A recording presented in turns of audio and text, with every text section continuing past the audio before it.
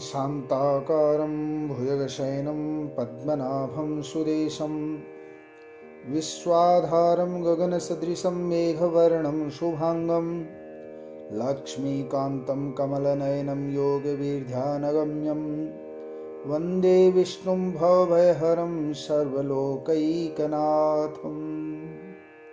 सभी को जय श्री कृष्ण। जैसा कि हम सभी लोग जानते हैं, कार्तिक मास प्रारंभ हो चुका है। व्यास जी महाराज ने अनेकानेक पुराणों की रचना की, अष्टादश पुराण रचाए, महाभारत जैसा दिव्य ग्रंथ रचाया। उन सभी पुराणों में इस कार्तिक मास का बहुत बड़ा महात्म्य बताया गया है, क्योंकि इस कार्तिक मास के अंदर भगवान ने अनेकानेक लीलाएं संपन्न की। कार्तिक मास का महात्म्य सुनने का बहुत बड़ा पुण्य फल हमारे शास्त्रों ने बताया है। तो आज हम लोग प्रथम दिवस से ही प्रत्येक दिन एक अध्याय के द्वारा कार्तिक मास महात्म्य का श्रवण करेंगे। पद्म पुराण के अंदर जो कार्तिक महात्म्य बताया गया है, उसी का आश्रय लेकर के हम कार्तिक महात्म्य का श्रवण करेंगे। कार्तिक मास को दामोदर मास भी कहा जाता है। तो आइए 2 मिनट हरि नाम संकीर्तन करके हम कार्तिक महात्म्य पद्म पुराणांतर्गत उसका श्रवण करें। श्री कृष्ण गोविंद हरे मुरारे, हे नाथ नारायण वासुदेवा। श्री कृष्ण गोविंद हरे मुरारे, हे नाथ नारायण वासुदेवा। हे नाथ नारायण वासुदेवा, हे नाथ नारायण वासुदेवा। श्री कृष्ण गोविंद हरे मुरारे, हे नाथ नारायण वासुदेवा। श्री गणेशाय नमः। प्रथमोऽध्याय। श्रियः पतिमथा मंत्र गते देवर्षि सप्तमे, हर्षोत्फुल्लानश्यत्या वासुदेवं तदा ब्रवीत। सत्योवाच, धन्यास्मि कृतकृत्यास्मि सफलं जीवितं मम।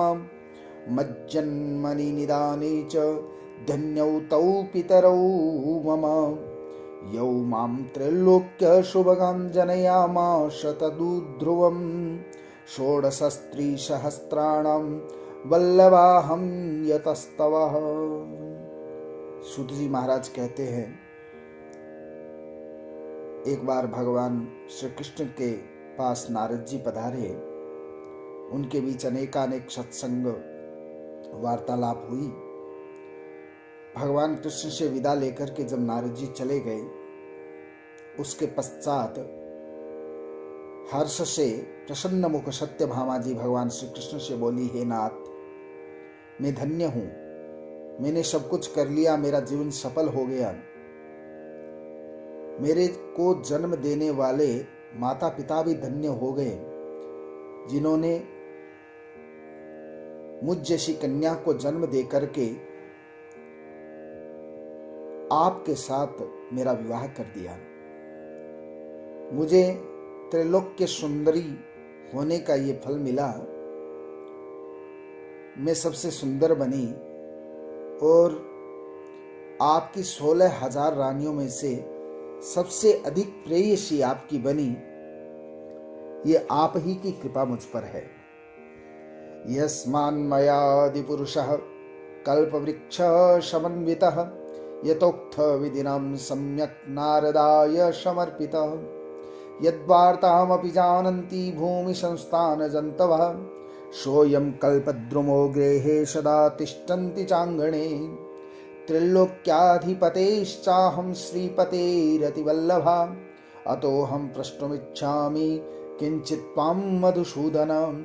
यदि त्वं मत्प्रियकरः कथयस्वात्र विस्तरं श्रुत्वा तच्च पुनश्चाहं करोमि हितमात्मना यथा कल्पं त्वया देव वियुक्ता शां करहिचित् इति श्रुतुवाच इति प्रिया वचः श्रुत्वा स्मेशाशोभूत बलानुजः।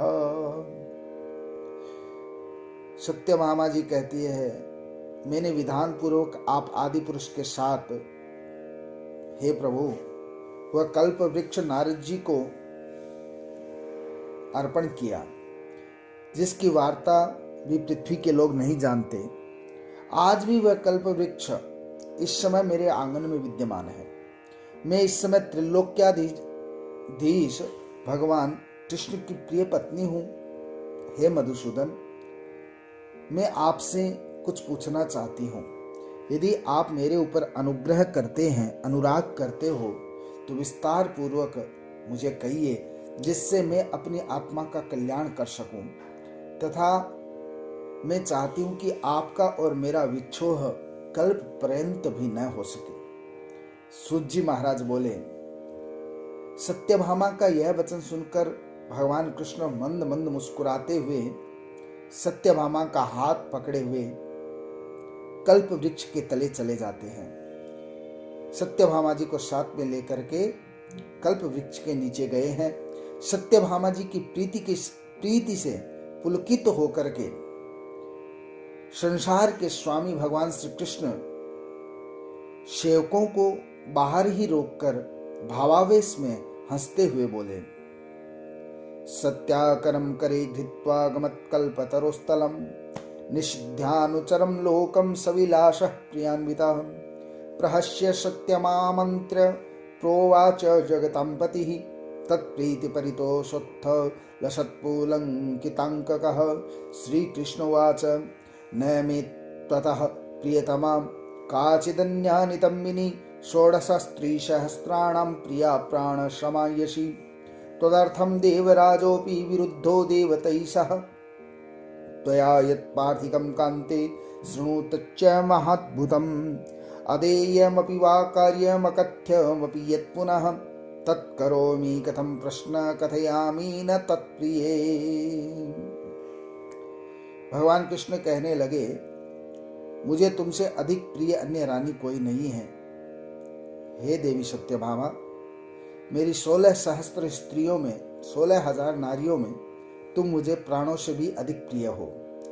तुम्हारे लिए तो मैंने देवताओं, यहां तक कि इंद्रदेव से भी विरोध कर लिया। हे कांते, तुम जो भी प्रश्न कर रही हो उसका उत्तर देने में मुझे कुछ भी संशय नहीं है। उसमें कोई विस्मयजनक बात है ही नहीं। हे देवी, जब तुम्हारे लिए कोई चीज न देने योग्य है ही नहीं, ऐसी कोई चीज नहीं है जो तुझे न दे पाऊं, कोई काम नहीं है जो तुम्हारे लिए न कर पाऊं, जो तुम्हारे लायक नहीं है, तब भला तुम्हारे प्रश्न का उत्तर मैं क्यों नहीं दूंगा। यह कैसे हो सकता है कि आप मुझे प्रश्न करें और मैं आपको जवाब न दूं। पृच्छस्व सर्व कथये यते मनसि वर्तते। हे प्रियतमे, जो तुम्हारे मन में हो सो पूछो, मैं कहूंगा। तब सत्योवाच, दानं व्रतं तपो वापि किं पूर्वं कृतं मया। हे नाथ, मैंने पूर्व जन्म में ऐसा कौन सा दान, व्रत तथा तप किया था जिसके कारण ये नाहम मर्त्यजामर्ते भवातीता भमं किल। तवांगार्धहरा नित्यं गरुडासनगामिनी इंद्रादिदेवता वासमागमन्त्या त्वया सह अतस्त्वं परिपृच्छामि किं कृतं तु मया शुभम्। भवान्तरे च किं शीला काञ्चाह काश्यकन्यका। श्रीकृष्णोवाच, शृणुष्वेकमनाकान्ते यथा त्वं पूर्वजन्मनि। भगवान कृष्ण कहने लगे, पूछो, क्या पूछना चाहती हो। तब सत्यभामा ने कहा, हे नाथ, मैंने पूर्व जन्म में ऐसा कौन सा दान, व्रत तथा तप किया था जिससे मृत्युलोक में मेरा जन्म हुआ तथा आपकी अर्धांगिनी बनी गरुड़गामिनी हुई एवं आपके साथ स्वर्गादि लोकों में घूमती रहती हूँ। मैं आपसे पूछती हूँ कि मैंने ऐसा कौन सा शुभ कार्य किया था, मैं पूरी योनि में किस स्वभाव की और किसकी पुत्री थी, ये मैं जानना चाहती हूँ। तब भगवान श्री कृष्ण ने कहा, हे प्रिय, पूर्व जन्म में तुम जो थी और तुमने जो किया था सो मैं तुमसे कहता हूँ, एकाग्र मन होकर के सुनो, जिसके कारण से आज तुम मेरी प्रियसी बनी हो। मेरी 16,108 रानियों में, प्रमुख रानियों में मेरी प्रियतम तुम बन करके रह रही हो। उसका कारण मैं तुम्हें बताता हूँ, ध्यान पूर्वक एकाग्र मन से सुनो। पुण्यम व्रतम कृतवती तत्सर्वं कथयामि ते, आसीत् कृतयुगस्यान्ते मायापुर्यं द्विजोत्तमा। आत्रेयो देवशर्मेति वेद वेदांग पारगः, आतिथेयोऽग्निशुश्रूषः सौरव्रत परायणं। सूर्यमाराध्ये नित्यं साक्षात् सूर्य इवापर, तस्यातीव यशश्चासीन्नाम्ना गुणवती सुताम्। अपुत्र स स्वशिष्याय चन्द्रनाम्नि ददौ सुतां, त्वमेव पुत्रमन्मेने स च तं पितृवद्विषि। तौ कदाचिद्वनं यातो कुशेग्मा हरणार्थितो, महाद्रिपादोपवने चेरतुस्तावितस्तत। तावुभौ राक्षसं घोर मायान्तं तमपश्यतां, भयविभल्ल शवांगाव समर्थो पलायितुम्। हे देवी, पूर्व जन्म में तुमने जो व्रत या पुण्य किया था और जिसकी पुत्री रही हो, वो सब मैं कहता हूँ। सतयुग के बीतने पर त्रेता युग में माया नगरी में अग्निहोत्र और वेदांगों को जानने वाला देव शर्मा नामक एक ब्राह्मण रहता था। माया नगरी में, माया नगरी किसे कहते हैं? माया नगरी हरिद्वार को कहते हैं।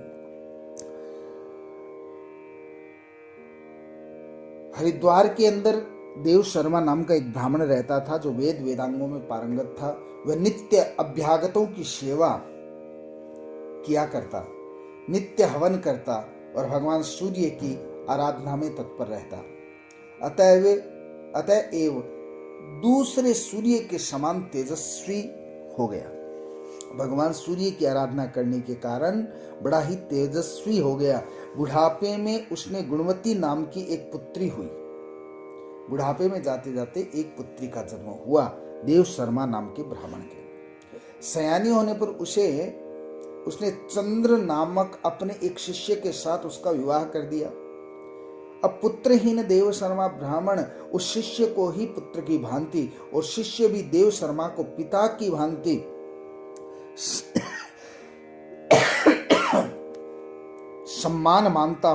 सम्मान करता हुआ उनके साथ रहने लगा। एक समय की बात, वे दोनों कुशा और ईंधन लाने के लिए वन में गए। वहां एक बड़े पर्वत के समीप जंगल में घूम रहे थे। उसी समय अपनी ओर आते हुए किसी दैत्य को उन्होंने देखा। दैत्य के भय से उनके अंग प्रत्यंग शीतल हो गए और भागने की भी शक्ति लुप्त हो गई। भयभीत होकर के भाग नहीं पाए। निहतो रक्षसा तेन कृतान् तसम रूपिणा तौ तक्षत्र प्रभावेण धर्मशीलतया पुनः। वैकुंठ भवनं नीतो मद्गणैर्मत्समीपगे, यावज्जीव्यं तु यत्ताभ्यां सूर्यपूजादिकं कृतं। तेनाहं कर्मणा ताभ्यः सम्पृक्तो यभवं किल, शैवः शौराश्च गणेशा वैष्णवा शक्तिपूजका। मामेव प्राप्नुवन्तिह वर्षंभ सागरं यथा, एकोऽहं पंचधा जात क्रिया नाम भी किल। देवदत्तो यथा कश्चित् पुत्राध्याव्यान नाम भी, ततश्चतौ मद्भवनाधिवासिनौ विमानयानौ। रविवर्चया बुभौ मतुल्यरूपो मम सन्निधानगौ, दिव्यांगना चंदन योग भोगिनौ। यमराज के समान उस भयंकर राक्षस ने तत्काल आकर उन दोनों को मार डाला। मरणोपरांत उस क्षेत्र के प्रभाव से तथा धर्मात्मा होने के कारण पार्षदगण उनको वैकुंठ भवन में ले गए। उन्होंने जीवन भर सूर्य की आराधना आदि सुकर्म किए थे। इसी से मैं उन पर प्रसन्न हो गया।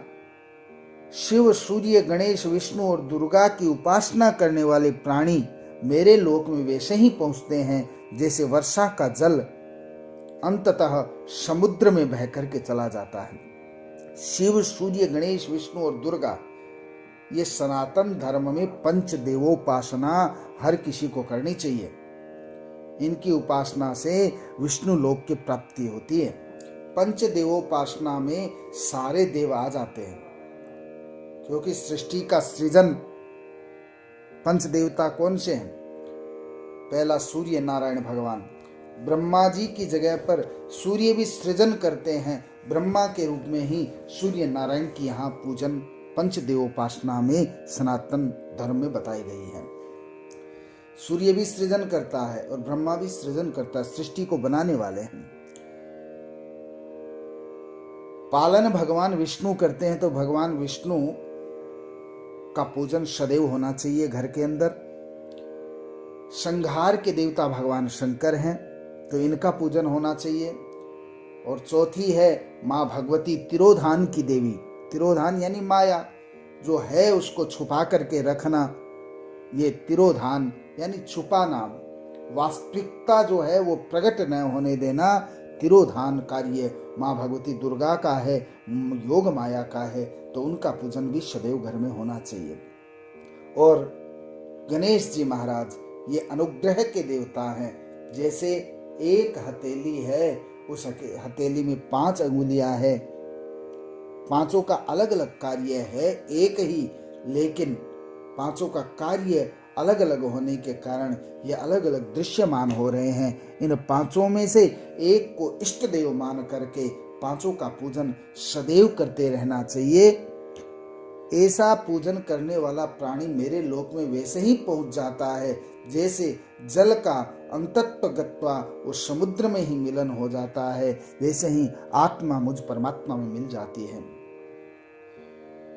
काल कर्म के भेद से 5 तरह का भगवान कहते मैं हूं। जैसे अकेला देवदत्त बालक, भ्राता आदि अनेक नामों से पुकारा जाता है। बालक एक ही है, लेकिन किसी का भाई है, किसी का पुत्र है, किसी का पति है।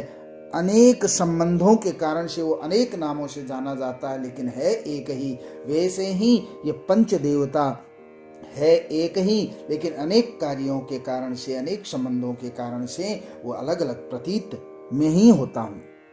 जब वे मेरे वैकुंठ में दोनों आए पिता पुत्र, तब विमान पर चढ़े हुए सूर्य के समान तेजस्वी, मेरे ही जैसे स्वरूप वान और दिव्य चंदन तथा माला धारण किए थे, वे वहां मेरे ही पास रहने लगे। इति श्री पद्म पुराणे कार्तिक महात्म्ये श्री कृष्ण सत्या संवादे प्रथमो अध्याय। श्री कृष्ण गोविंद हरे मुरारे, हे नाथ नारायण वासुदेव। श्री कृष्ण गोविंद हरे मुरारे, हे नाथ नारायण वासुदेव। बोलिए कृष्णचंद्र भगवान की जय।